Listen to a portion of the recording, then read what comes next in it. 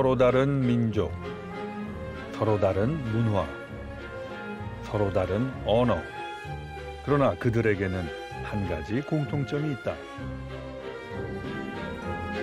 바로 베이징에 산다는 것. 13억의 인구, 56민족을 아우르는 중국의 수도 베이징은 그 자체가 거대한 맛의 식탁이다.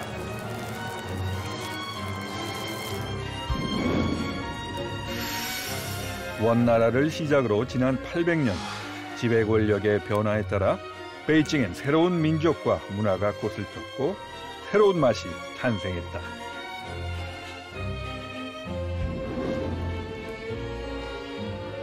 그렇다면 과연 오늘날 이 도시의 맛은 무엇일까? 나는 지금 베이징이라는 거대한 식탁 앞에 서 있다.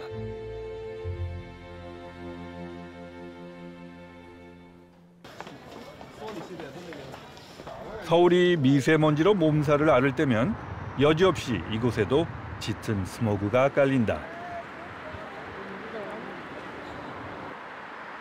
등록된 차량만 570만 대가 넘는다는 베이징. 대기 오염과 교통 정체는 어느새 이 도시의 일상이 됐다. 师傅，北京堵不堵车？堵车比以前突出厉害了。现在因为机动车也发展的比较迅速、比较快，什么道路建设呀什么的，小时候跟现在变化肯定是大多了。 2008년 베이징 올림픽 이후 세계 2위의 경제 대국으로 눈부시게 성장한 중국. 지난 10년 베이징의 맛에는 어떤 변화가 있었을까? 베이징에도 나처럼 요리를 통해 세상을 보는 다큐멘터리 PD가 있다고 해서 직접 찾아와 봤다. 你好。啊，你好。Nice to meet you. Okay. Sorry to interrupt you. You are now filming now? Yeah, we are filming. Okay. Yeah, Can I go inside? Yeah. Okay, Please.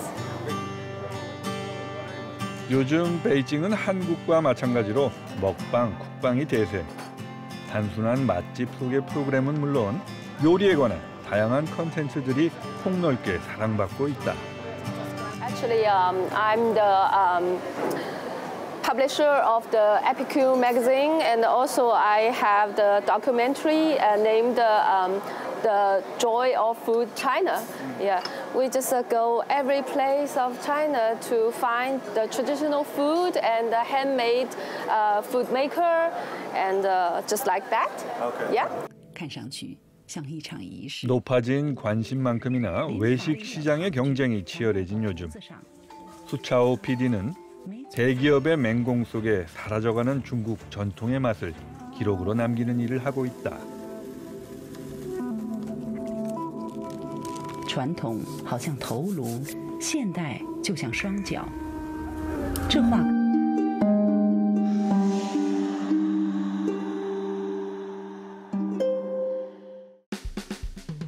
그렇다면 그녀가 생각하는 베이징의 진정한 맛은 무엇일까?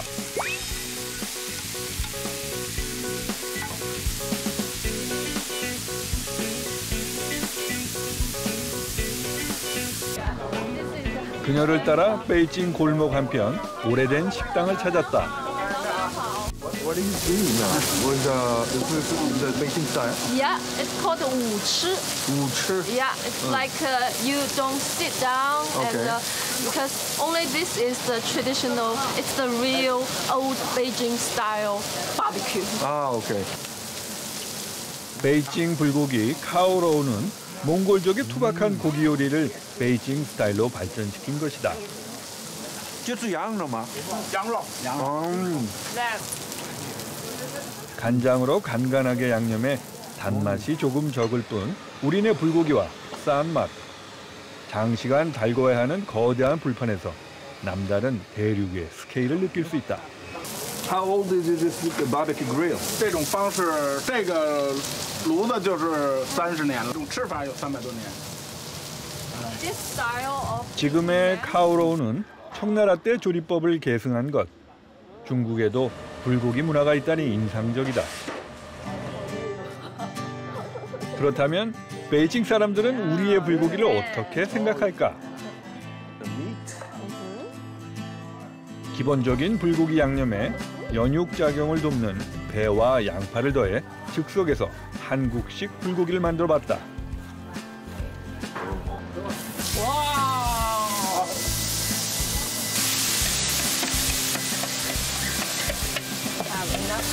We have to invite more people to eat. Yes. Yeah. Oh, come here.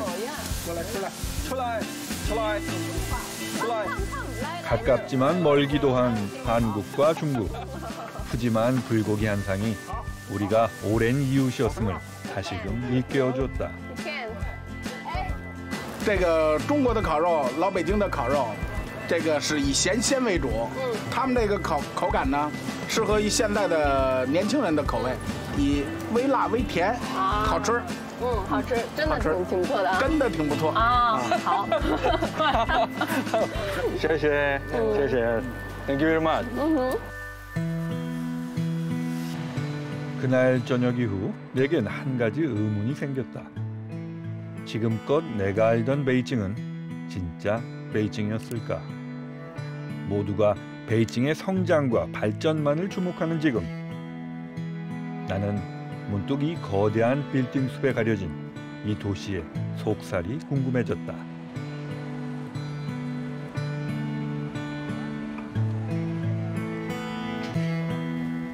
과연 800년의 고도 베이징에 살던 민초들의 삶은 어떤 모습이었을까? 多少钱？200块人民币，转一圈儿，40分钟。好 ，OK， 请坐。OK.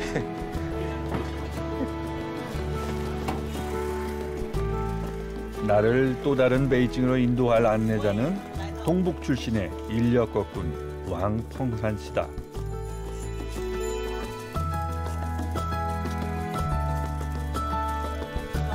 什么时候来北京的嘛？已经都来了3、4个月了。开来的时候拿了3000块钱，3000块钱跟人家房东说，我新来的没有钱。后来呢，先少给他点房租，人家答应了。等我挣到钱了之后，又把这房租补上了，一点点的攒钱，然后到现在。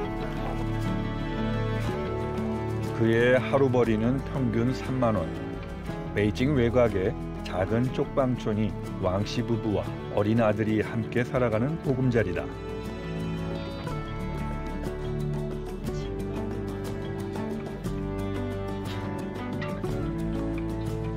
어느새 인력거를 타고 달린 지 20여 분.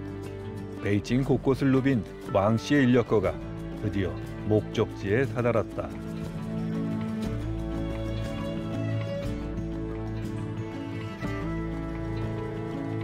그곳은 바로 베이징 서민들의 오랜 삶의 터전, 후퉁이었다.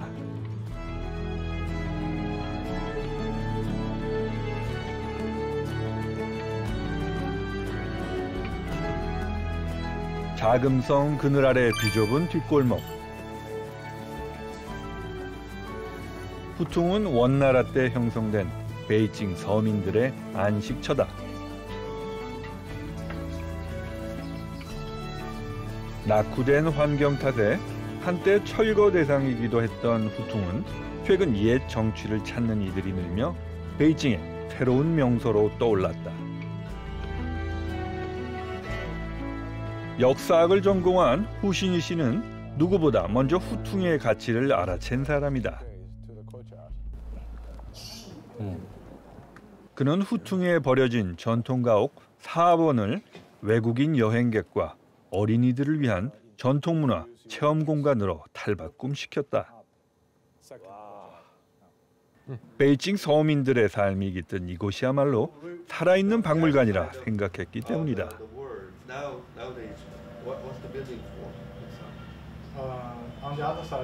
City plans of Beijing was made by Zhu Di, Emperor Zhu Di, in the early Ming Dynasty. So this is part of the completed work and still standing nowadays. So more than 500 years ago. Almost 600. 600 years ago. 야, 600년이 된 성벽. 그 바로 아래에 있는 집이네요. 4번은 그 오랜 역사만큼이나 특색 있는 건축물 중 하나다. And the orientation of the courtyard always very important, facing south. And that says a number of things.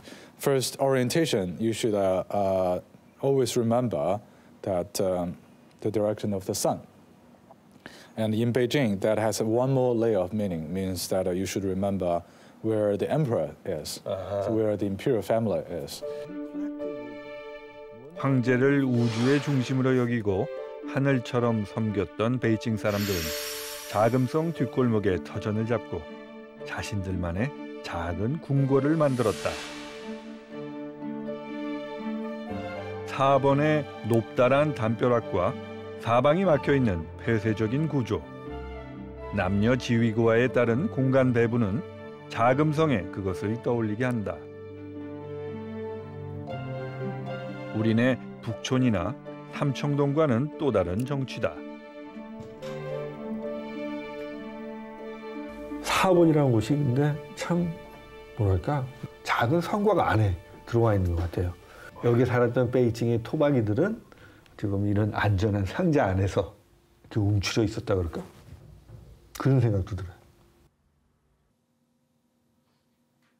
4번의 짐을 푼 나는 잠시 시간을 거슬러 가보기로 했다. 수백 년 전 이곳에 살던 베이징 사람들은 과연 무엇을 먹었을까?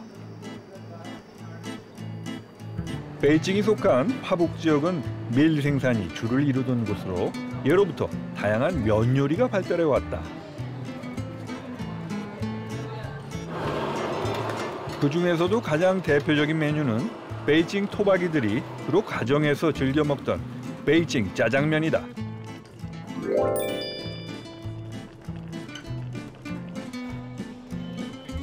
양파를 넣어 달큰한 한국 짜장과 달리 짭짤한 맛이 강한 베이징 짜장은 숙주, 오이, 완두콩 등 채소와 함께 먹어야 제맛을 느낄 수 있다.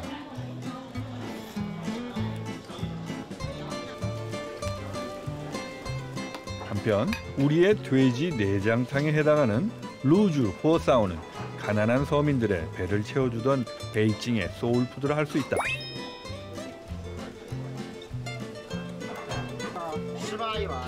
살코기 대신 돼지의 허파와 간 등 값비싼 내장 부위로 맛을 낸 루주 호사오는 베이징 요리답게 밥 대신 국수를 말아 먹는 것이 특징이다.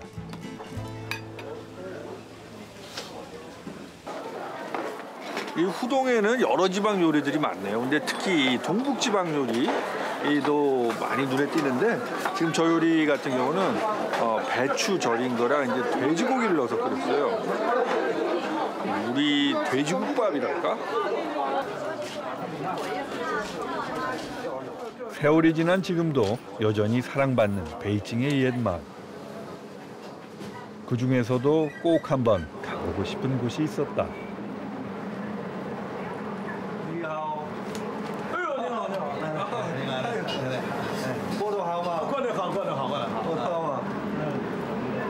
일명 라오 베이징이라 부르는 베이징 토박이 펑씨 일가가 4대째 운영하고 있는 바오두펑이다.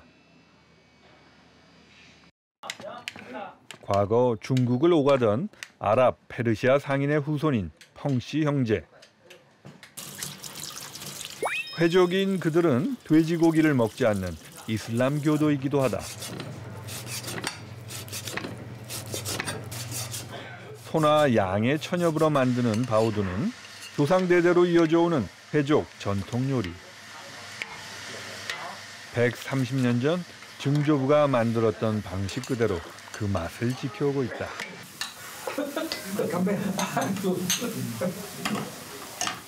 하루가 다르게 변하는 베이징에서 전통을 지키기까지 곡절이 많았다는 펑씨 형제.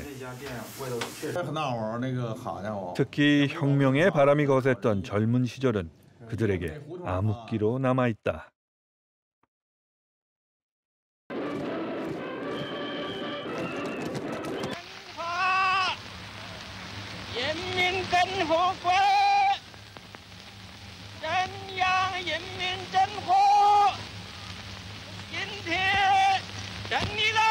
사유재산 철폐와 구습타파의 구호 아래 바오두퐁을 비롯한 유명 식당 대부분이 공사 합병의 형태로 국가에 넘어갔기 때문이다. 想吃一顿这样的涮肉，1个月也就能吃1回2回。为那物资匮乏，是按票供应，2本供应。挣钱又少，想吃顿涮羊肉非常困难。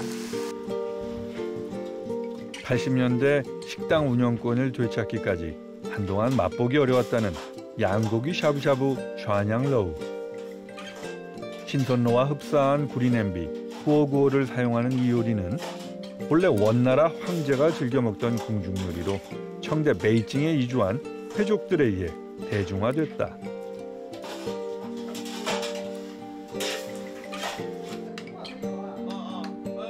(130년) 전 문을 연 펑신의 식당도 그 가운데 하나. 특히 이곳의 샤냥로우는 소스 맛이 색다르기로 유명하다.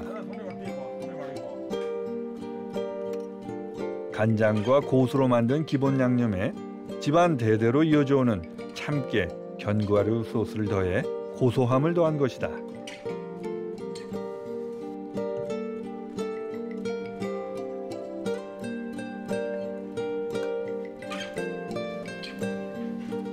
채소나 고기 육수로 맛을 내는 일반 샤브샤브와 달리 끓는 물에 데쳐 양념에 찍어 먹는 이 요리는 소스의 배합이 그 맛을 좌우한다. 오랫동안 베이징을 지켜온 친숙한 맛. 그러나 누군가에게는 평생을 꿈꾸던 맛이기도 하다. 난생 처음 베이징에 왔다는 모치우 씨 가족도 그랬다. My mother-in-law and father-in-law love the city, and father want to come here to see the Tiananmen and Mr. Mao. OK， 我们很想来一次到这个地方，因为我们年纪大了，北京市是我们首都啊，是我们的国家中心，到这个地方来玩比较开心，比较高兴。 베이징을 식탁에 비유한다면 두 가지로 나눌 수 있다. 서민의 식탁, 그리고 그들이 동경한 권력자의 식탁이다. 세계 최대 규모를 자랑하는 중국 국가박물관. 이곳은 오늘날 중국의 부흥을 잇게 한 과거 혁명의 주역들을 기리는 곳이다.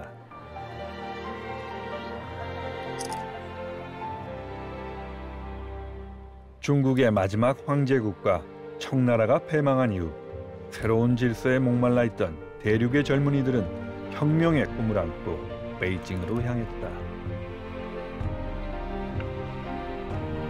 그 중에는 농민 해방이 곧 중국의 해방이라고 외치던 24세 시골 청년 마오쩌둥도 있었다. Do you have any idea about what the Mao like to eat? Oh, he was from Hunan province. Okay. So he should have the hobby of eating spicy food, maybe. Oh, spicy yeah. food. The food in Hunan is famous for its spicy taste. Yeah. 마오쩌둥의 고향은 호남성의 산골마을 사오산.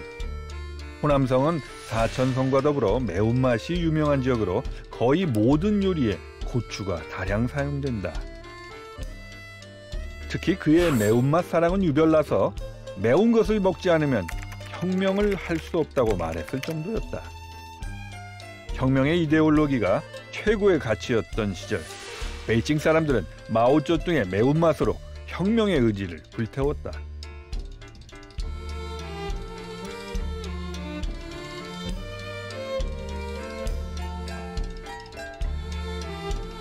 한편 평생 고향의 맛을 고집했던 마오쩌둥과 달리 중국 공산당의 2인자 주원라이는 프랑스 유학파 출신의 미식가로 유명했다.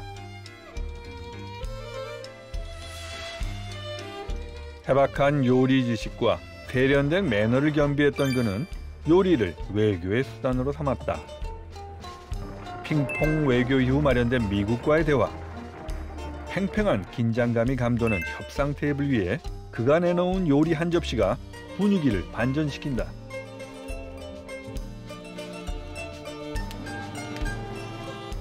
조원 라이가 선택한 그날의 요리는 중국식 오리구이, 베이징 카오야. 맛은 물론 기품 있는 자태의 카오야는 극진한 대접의 메시지인 동시에 국가 위상을 과시하는 전략적 메뉴였다.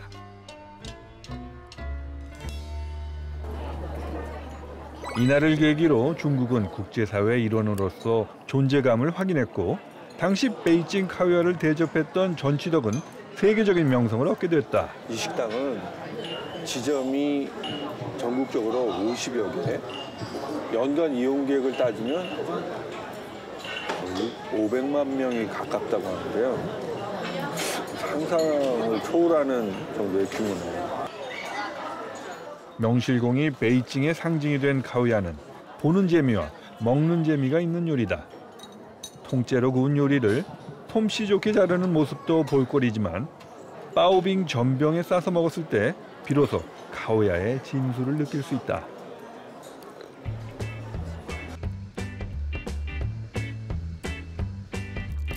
다음 날 아침 나는 길을 떠났다. 오늘의 목적지는 재개발이 한참인 후통 골목에 자리 잡은 리춘 카오야된. 전통 방식 그대로 카오야를 만드는 곳이다.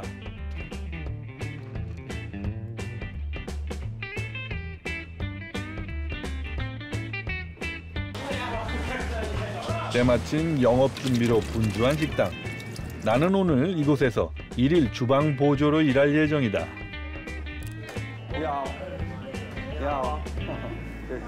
과연 전통 베이징 카오야는 어떻게 만들어지는 것일까? 야, 이렇게 바르면 오! 이야, 이거 뭐. 오! 야. 이렇게 공기를 불어넣는 과정을 추이야즈라고 하는데 이게 한마디로 이 껍질이랑 그 살이죠. 그 간격을 벌려서 그 구울 때 이 껍질이 바삭하게 그런 굽는 효과가 있다 그래요. 그게 바로 이 베이징 카오야의 어떻게 보면 정말 진수죠. 추이야즈. 뜨거. 요즘엔 위생을 고려해 공기 주입기를 이용하지만 예전에는 일일이 사람의 힘으로 해왔던 일. 물론 쉽지 않다.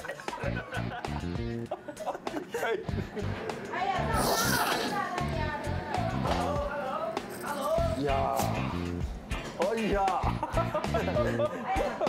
야, 진짜 멋있다. 야, 이렇게 커졌어.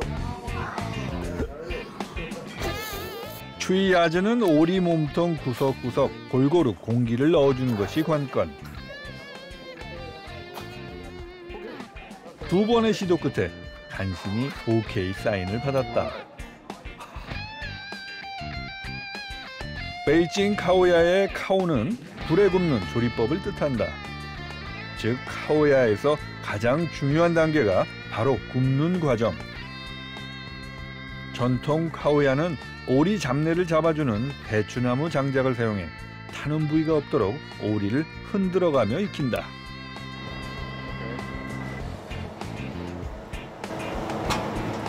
아하, 그게 어렵네. 지금 이 과정이 그 베이징 카오야 만드는 그 과정에서 제일 중요하다고 할 수 있는데 한 45분에서 50분 사이에 계속 끊임없이 그 위치를 바꿔주고 그다음에 지금 이 장작불이 타고 있잖아요. 거기에 한 3-4번씩 그슬려줘야 된대요. 그래야지 색깔이 예쁘게 나온다 그러네. 야창이라 불리는 긴 봉에 오리를 끼워 바닥에 밀어 넣으면 되는데 작아요? 이게 이 구멍이 생각보다 작아요. 바닥이 작은 건지 오리가 큰 건지 이게 어려워. 결국 나의 체험은 하이라이트를 눈앞에 두고 좌절되고 말았다. 이제는 본격적으로 카오야를 완성할 시간. 숙련된 요리사의 손길 아래 화덕 속 오리들이 춤을 추면 어느새 구릿빛 자태의 카우야가 모습을 드러낸다.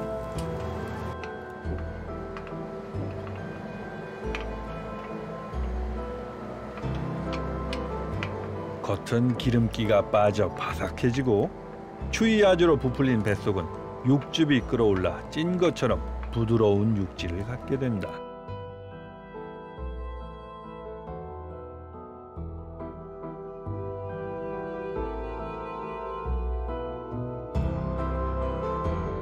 전기 화덕이 일반화된 요즘 장작불 카우야를 맛볼 수 있는 날도 얼마 남지 않았다.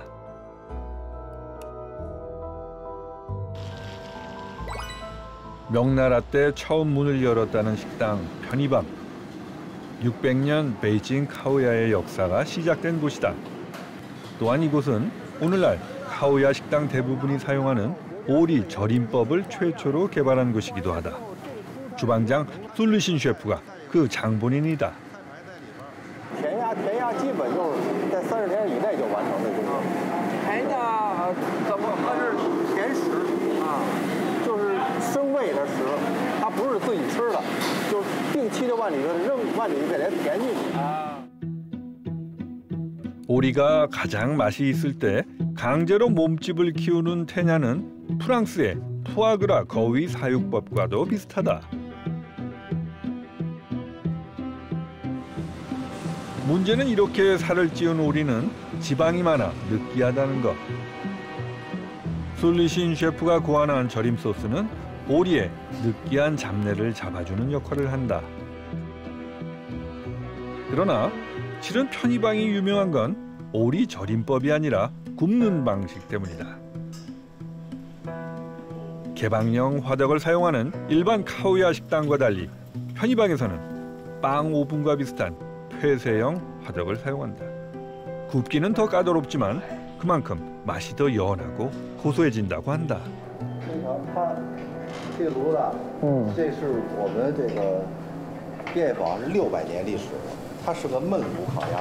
就北京啊，就在中国就2个流派，一个是焖炉，焖炉是以便坊为代表的，就是个焖炉烤鸭，600年历史。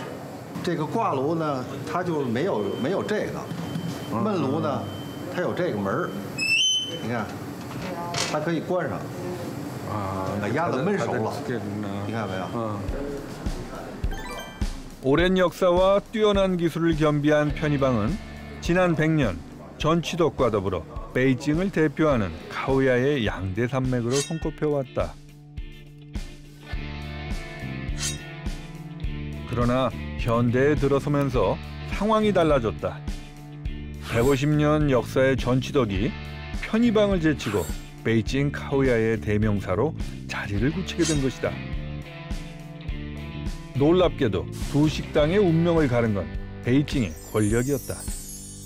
공산당 편에 섰던 전치덕이 정권의 후원을 받으며 승승장구한 반면 국민당 편에 섰던 편의방은 세를 확장하지 못한 것이다.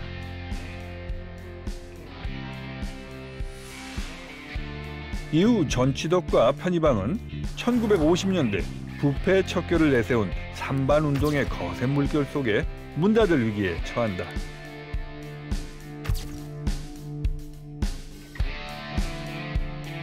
그러나 불행 중 다행히 카우야 애호가였던 존 라이의 보호 아래 오늘날까지 그 명맥을 이어올 수 있었다.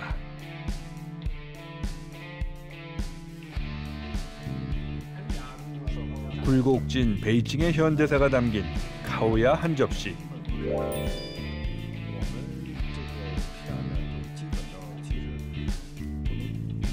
흔히 카우야의 백미는 바삭한 껍질이라고 하지만 베이징 카우야는 껍질과 부드러운 속살을 한 입에 먹었을 때 진가를 발휘한다.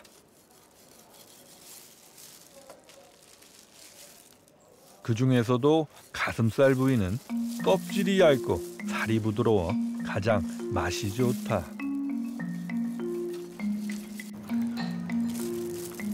파오빙 전병에 달콤한 맨장과 아삭한 채소를 곁들이면 완벽한 카우야가 완성된다.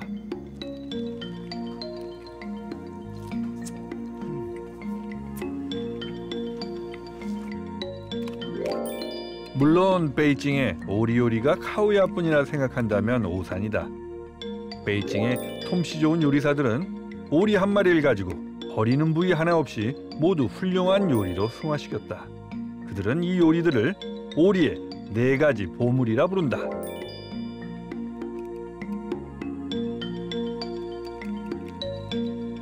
네, 이 오리발을 이 겨자에 묻힌 요리인데 辣。啊，这是这舌头，是吧？这个烤鸭呢是代表中国的文化。你要到现在，你比如说便坊历史最长，它延续了600年。600年呢，你光吃烤鸭不行，你得吃炒菜。 수많은 황제와 권력자들을 매료시켰던 맛. 베이징 카오야는 권력의 맛이었다.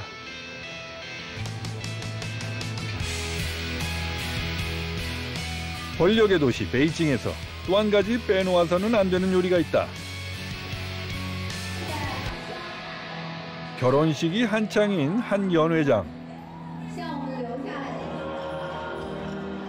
호화로운 분위기 속에 전통 의상을 차려입은 사람들이 줄줄이 입장한다. 결혼식 피로연이 시작된 것이다. 오늘의 메뉴는 중국 황제들이 먹었다는 전설의 요리 만한전석. 테이블마다 형형색색 갖가지 요리로 입추의 여지 없이 빼곡하다.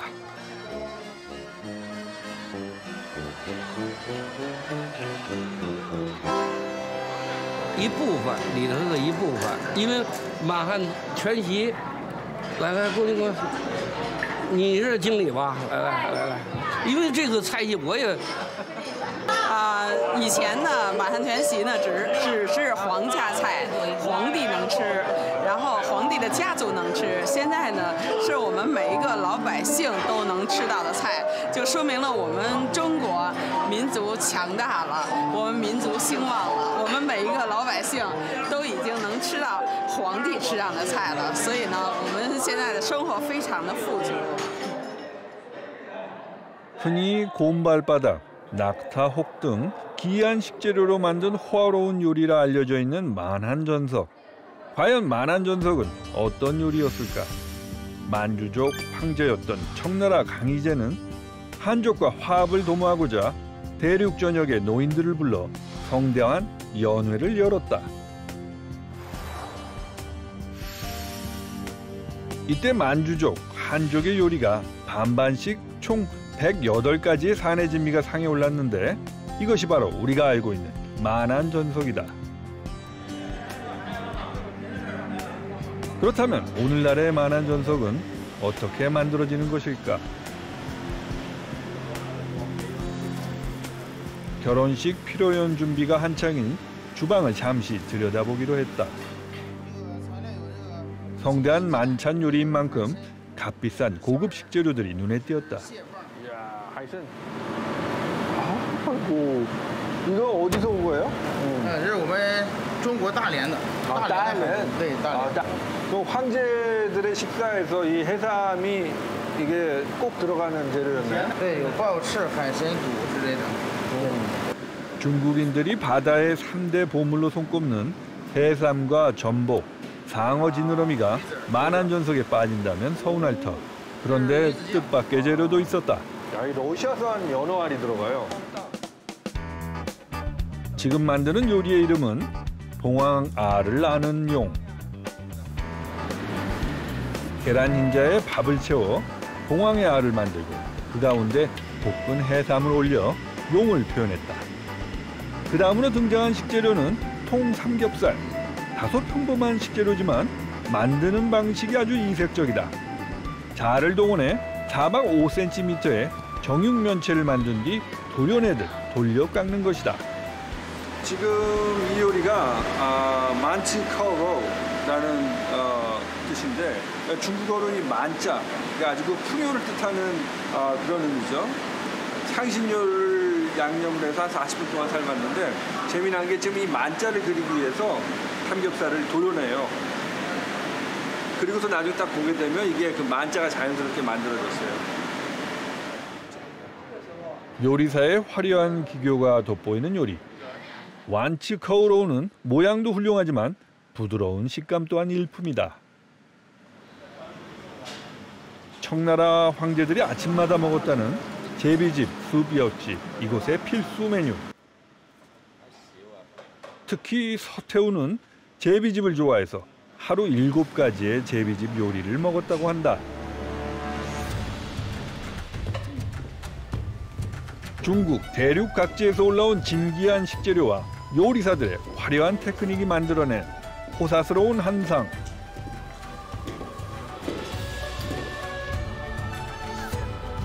과거 황제의 하루 식탁에는 70가지의 요리가 진상됐고 이는 서민 100명이 몇 년을 먹을 수 있는 엄청난 양이었다.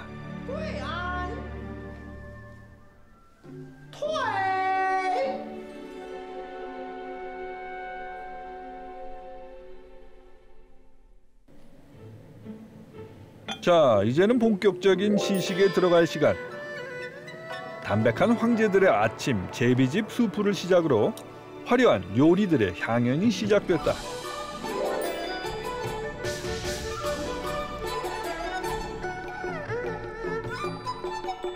각기 요리의 이름과 식재료에 따라 담음새는 물론 식감까지 치밀하게 계산된 요리들.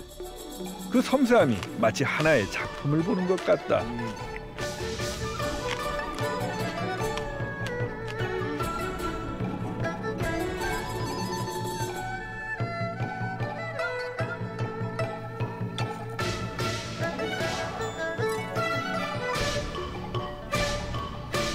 그런데 요리를 먹는 동안 내게는 한 가지 의문이 생겼다. 만안전석이란 이름으로 식탁을 가득 채운 이 음식들이 과연 과거 황제가 즐겨 먹던 그것과 같은 것일까? 이 의문의 답을 찾으려면 그곳으로 가야 한다.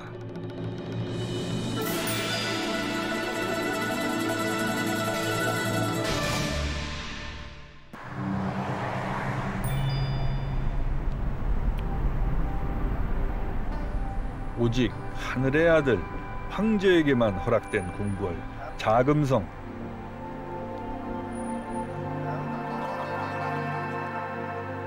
명나라 영락제부터 청대까지 무려 500년간 공건 황제의 무대였던 이곳에서 중국 음식 문화 전문가 천쇠쯔 박사를 만났다.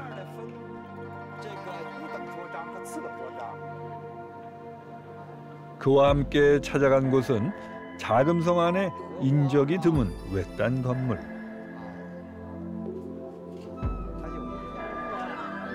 과거 황제의 식탁을 준비하던 어선방이 있던 곳이다. 방문 당시 어선방은 문이 굳게 닫혀 있던 상태. 황제 주방인 어선방이 이제 이 너머에 있는데 지금 아직 공개가 안 된다 그러네요. 它由于这里面没有开放。 它有严格的纪律，而且它那有摄像镜头啊，可能这里面做办公的地方了啊，因为对皇上吃饭这些地方啊，在历史的挖掘当中不够重视，就包括现在搞这个饮食文化研究的人也很少，所以说基本上很多人都不知道这个地方原来是做啥的。是举行盛大国宴的地方。 베이징의 수많은 식당이 황제 요리라 내세우고 있지만 정작 실제 황제의 식탁을 만들던 어선방은 제대로 관리조차 되지 않는 실정. 그렇다면 이제 황제의 요리는 더 이상 존재하지 않는 걸까? 과거 황제들이 뱃놀이를 즐겼던 북해공원. 이곳엔 청나라 패망 후 궁을 나온 어선방 환관이 차렸다는 한 식당이 있다.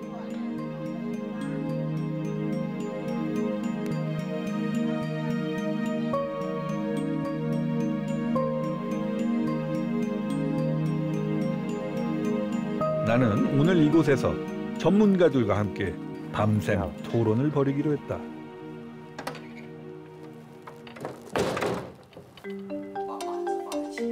오늘의 토론 주제는 만안전석.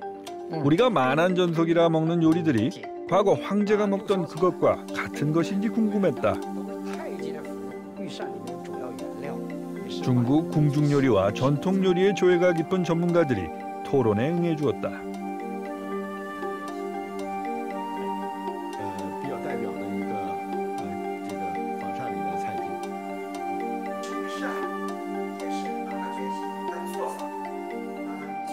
요즘 베이징의 최고급 식당에서 만안전석이란 이름으로 식탁에 오르는 다채로운 메뉴들. 과연 이 요리는 진짜 모두 만안전석일까?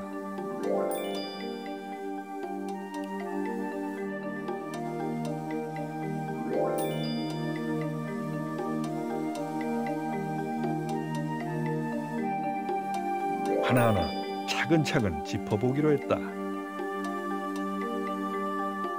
是御膳，为什么？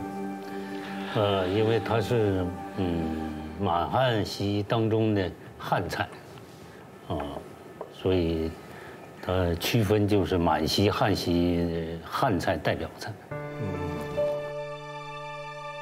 대부분의 요리가 실제 만안전석과 일치하고 있었지만 쏘가리 튀김에서 예상치 못한 의견이 나왔다. 这个叫松鼠桂鱼，也比较典型的是一个满汉全席里边比较代表的一个菜品。这个不是御膳，由于这个鱼含刺比较多，这个皇上不能吃，当时没有医疗条件，卡喉了以后就不好办。满汉全席有它，御膳里没有。 돼지 허벅지 요리처럼 어떤 메뉴들은 전문가들 사이에서도 의견이 달랐다.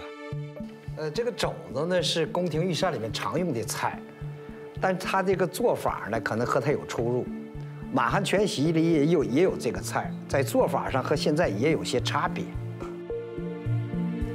这道锅烧肘子，实际上我认为我个人认为它不是这个御膳里的菜，也不是这个满汉全席里，当然也可以有但是我这个表示怀疑。 토론을 통해 한 가지 분명해진 건 대륙의 식재료가 총망라된 만안전석과 황제의 맛, 궁중 요리가 사실은 전혀 다른 식탁이었다는 것이다. 另外，所有的在御膳里面，主要就是以猪、牛、羊、鸡、鸭、海参、燕窝、鱼刺为主，就这些原材料，没有更多的。 那么满汉全席就包含了很稀有的熊掌驼峰星存憨鼻这些稀有动物的东西都可以做满汉全席用。但是当时皇上是不吃这些的，文献记载是没有这些的。所以他就御膳和满汉全席有明显的区别。满汉全席是后来用民国，它是面向社会大众的餐饮。 본래 만안전석은 56 서로 다른 민족이 서로의 다름을 인정하고 화합하자는 의미가 담긴 호용의 식탁. 오늘날 그 화려함만 기억될 뿐 호용과 통합의 원래 가치는 잊혀진 것이다. 베이징의 도심 외곽에 자리 잡은 외딴 건물. 이곳에 새로운 베이징의 맛을 만들어가는 사람이 있다.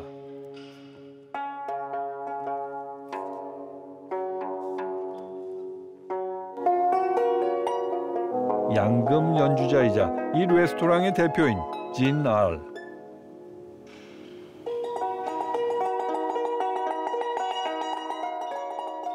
그녀는 중국 전통 요리에 모던한 감성을 더해 새로운 퓨전 요리를 선보이고 있다.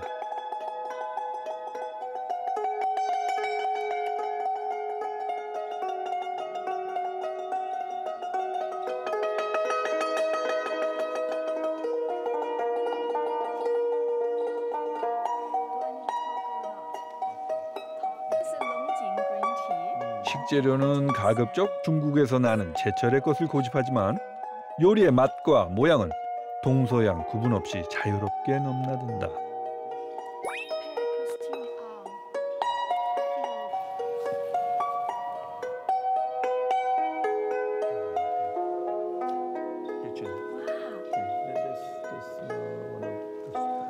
So you're dreaming all made in China dishes. in some day? I want to having this international style of cooking style, but based on our tradition and habit, which is we are very familiar with this palate, but in the way it's different. So we are modern. We live in 21st century.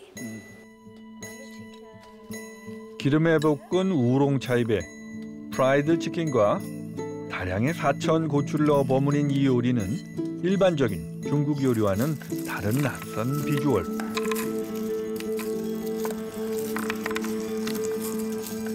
그러나 그 안을 잘 들여다보면 중국의 전통과 현대를 융합시키려 애쓴 그녀의 고민이 엿보인다.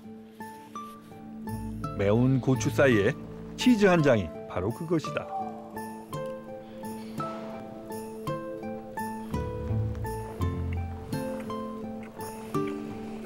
This is a crazy balance. Really? You really think so? Very good. 진짜 맛있네.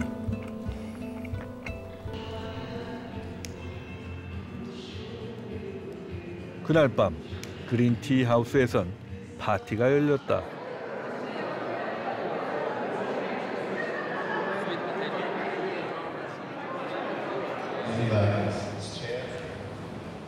이곳의 주 고객은 베이징의 상류층과 베이징 주재 외국인들. 과연 그들은 이 요리들을 어떻게 생각할까? I feel like the emperor in the Forbidden City, but painted white. So you like it? Yeah, I like. Some are quite interesting flavors for me. Some are also very good. Follow the traditional taste, but have some new taste to it. 56 민족의 수도에서 전 세계인의 도시로 거듭나고 있는 베이징.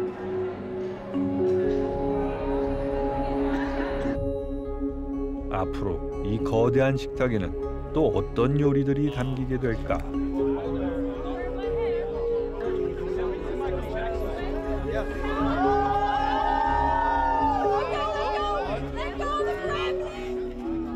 새로운 시대, 새로운 베이징의 맛을 준비할 때가 다가오고 있다.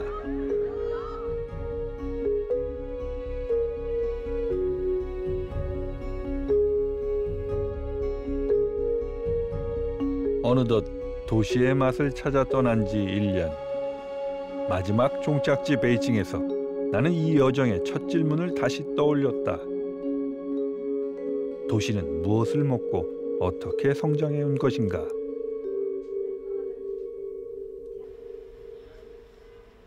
베이징에서의 마지막 날.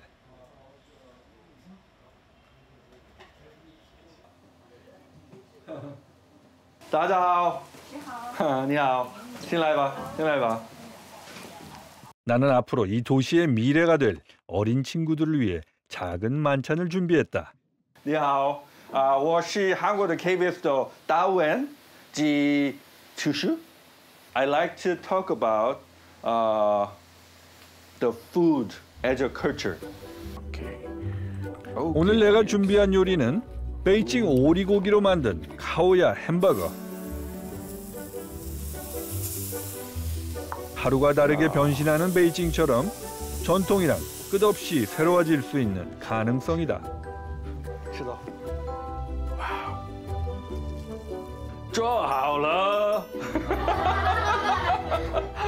그리고 그 변화 속에서 음식은 시공간의 경계를 넘어 우리를 이어준다. 很好吃吗？看一下这个。真的吗？真的。非常感谢。Thank you very much. 그것이 내가 찾은 진정한 도시의 맛이었을지 모른다.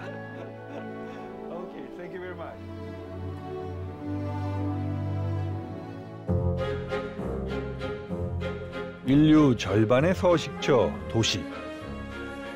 모든 도시는 같은 숙제를 안고 있었다. 어떻게 이 비좁은 곳에서 민족과 문화가 서로 다른 이질적인 사람들이 함께 살 수 있을까? 지혜롭게도 도시의 인류는 요리를 통해 다른 문화를 이해하고 소통하며 때로는 위안을 얻었다.